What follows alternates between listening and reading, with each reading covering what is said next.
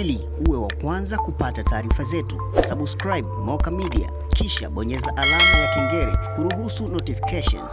Usisahau like, kushare na comment kwa ajili ya taarifa zaidi. Moka Media.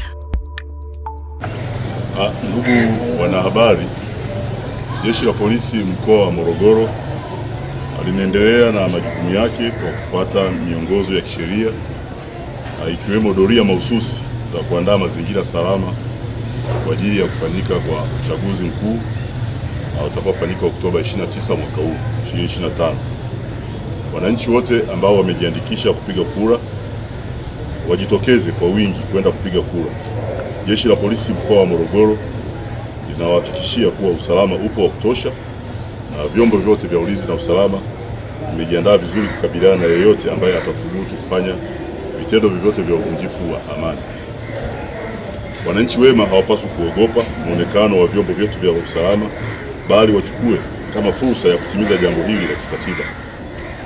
Mambo yanayozuiliwa ni pamoja na uhamasishaji wa maandamano, uhujumu wa miundombinu ya uchaguzi, uhujumu wa miundombinu mbalimbali, ufungaji wa barabara, jeruhi au gasi ya aina yoyote au uhalifu wa aina yoyote ambao utasababisha uvunjifu wa amani au ambao utatafasiriwa kuwa ni jaribio la kuvunja au kuvuruga amani.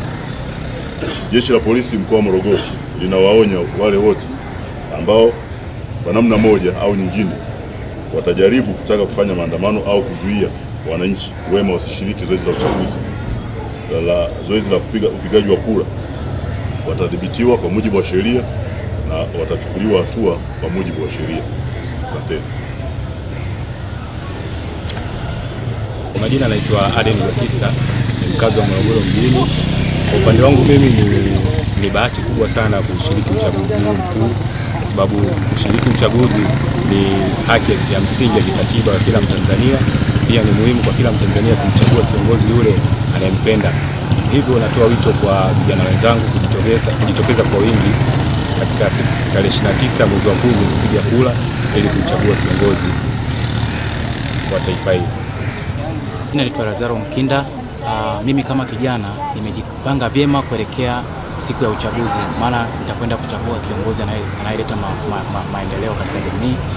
Lakini pia ninawahasa watu kwa ujumla, vijana, wazee, wote tujitokeze kwenda kupiga kura, kwa sababu hiyo ni haki yetu ya kikatiba ambayo tunatakiwa kuitekeleza. Lakini pia ningependa kuwajulisha kuwa Jeshi la Polisi limetoa amri ya kuwa kwamba kila mwananchi anatakiwa kwenda kupiga kura kwa amani na kurejea makwao pasipo kuleta vurugu ya aina yoyote. Kwa wale ambao wamejipanga kufanya maandamano, mimi kama kijana na waasa wasijaribu kufanya hivyo, kwani watajiharibu ile tunu ya taifa ambayo ni amani, ilijengwa tangu zamani na watangulizi wetu. Tunawaomba sana waidumishe amani popote walipo, popote wanapoona kwamba kuna dalili ya uvunjifu wa amani waweze kutoa taarifa na kufikisha mahali pa sahihi na kuweza kudumisha amani ya taifa letu.